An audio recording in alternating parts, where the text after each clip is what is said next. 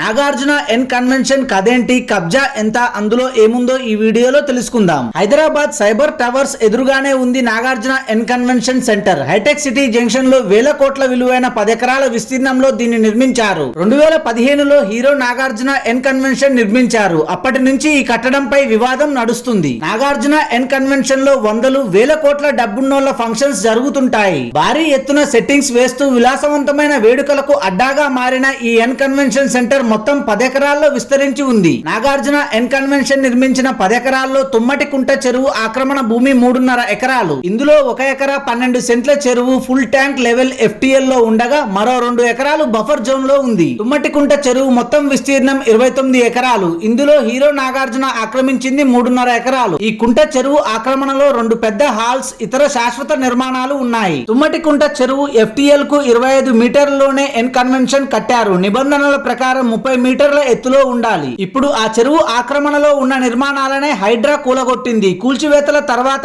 N convention పరిధి కేవలం 6.5 ఎకరాలకు పరిమితమైంది. Thanks for watching this video. For more interesting videos please do subscribe.